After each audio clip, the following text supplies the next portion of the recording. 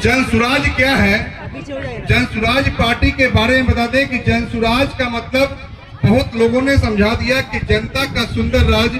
ये पार्टी किसी की नहीं है, ये जनता की पार्टी है, आपकी पार्टी है। जिस तरह से आप हैं जनता, आप ही की पार्टी है। और आपको बताए, थोड़ा देर बैठ जाइएगा, आप लोगों के लिए कुछ है, पानी वानी थोड़ा लेके जाइएगा, थोड़ा बैठ जाइए, थोड़ी देर बैठ जाइएगा। तो ये पार्टी जनसुराज है। जनसुराज में जनता के बारे में बताते हैं कि ये जनता की पार्टी है। आपको ये बता दें कि आपके बच्चे 30-35 सालों से 30-35 साल से सरकार चल रही है, और सरकारें चली, राजद की भी, जदयू की भी, भाजपा की भी, दोनों मिलकर के भी इन्होंने सरकार चलाया। लेकिन 35 सालों में आपके बच्चे का कोई इंतजाम नहीं किया। आपको बता देता हूं कि सरकारें दिल्ली, पंजाब, हरियाणा, गुजरात, महाराष्ट्र में भी सरकार है कि नहीं है? लेकिन और आपके बिहार में भी सरकार है। तो आपको ये समझना होगा कि वहां की सरकार कैसी है, जो अपने बच्चों के लिए, अपने जनता के लिए, अपने ही प्रदेश में सारा व्यवस्था करके रखा। और आपके बनाए हुए सरकार कैसे है, जो आपके बच्चों के लिए कुछ भी नहीं किया। आपके बच्चे उन प्रदेश में जाकर के काम करते हैं, बूढ़े माँ बाप को छोड़कर, अपने परिवार को छोड़कर, समाज को छोड़कर, सालों साल दिल्ली में, पंजाब में, हरियाणा में अपने बच्चों के परवरिश के लिए, रोजी रोटी के लिए मजबूरी में जाते हैं। ये तो आपको पता है ना सरकार। लेकिन दिल्ली का लोग यहाँ नहीं आता है, पंजाब का लोग यहाँ नहीं आता है, हरियाणा का लोग यहाँ नहीं आता है। तो ये समझने की बात है कि वो क्यों नहीं आता है। आखिर हम जनता में ही कमी है कि हमने अब तक जो सरकार चलाया उनसे कभी नहीं पूछा कि तुमने हमारे बच्चों के लिए किसी प्रदेश में बड़े बड़े फैक्ट्रियां नहीं लगाई, क्यों नहीं लगाई? तो ये नहीं पूछा। आंख बंद करके आपने जात पर, बात पर, धर्म के नाम पर आपने वोट दिया, और उसका नतीजा ये हुआ कि आपका वोट और आपके बच्चे सड़कों पे धक्के खा रहे हैं।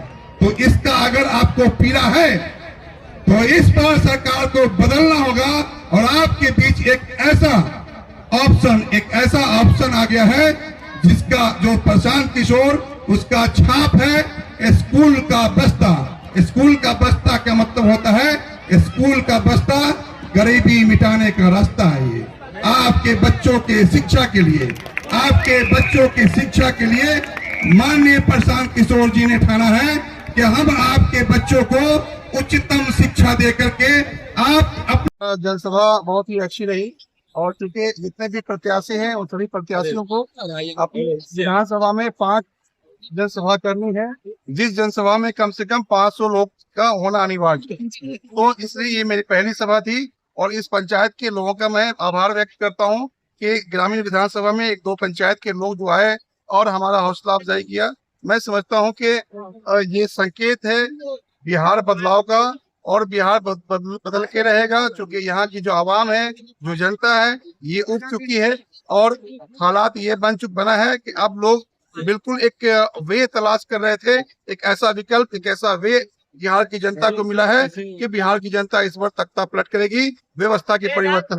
आज जो महिलाओं का भीड़ देखे हैं, काफी ज्यादा महिलाओं की भीड़ थी। ये पहली जनसभा का पहला भीड़ कैसा रहा? देखिए, बहुत ही अच्छा रहा। ये महिला, चूंकि सबसे ज्यादा अगर पीड़ित है तो महिला है। अपने परिवार को, अपने बच्चों को, अपने पति को जो है वो बिहार से बाहर देख रही है। वो देख रही है कि उन लोगों को, वो लोग रोजगार के लिए बिहार से बाहर जा रहे हैं, उन्हें रोजी रोजगार नहीं मिल रहा है, उनके बच्चों को परेशानियां है। तो इसलिए बिहार के बदलाव की भावना को लेकर के ये लोग इस सभा में आए। चलिए, आय के समय में कहे छे, अगर कोनो बीमारी हमरा अहाँ के भ जाइए तो ओकरा अगर ज्यादा दिन तक कोनो दवाई खाई छिए तो उ काम नहीं करे छी। तो कहे छे ना कि दवाई बदल के देखी, दवाई बदल देवी तो भ सके छो काम करतो, बीमारियों ठीक भ जतो, कहे छे ना। तो तेना ही पुरनका पार्टी इतने बेसी दिन से राज क लेलक हन, चाहे नीतीश जी के पार्टी हो कि लालू जी के हो कि जिनकर हो, इतने बेसी दिन से राज क लेलखिन कि हमरा अहाँ के बाल बच्चा, समाज, सबके भविष्य बर्बाद भ गेले हन। ते एक के ओई बीमारी के खत्म करे के लिए कनी नया दवाई के तो उपयोग करके देखियो। और नया दवाई के रूप में जन स्वराज आयल हन। और जन स्वराज का मतलब हो जनता का सुंदर राज, नेता के राज नहीं हो।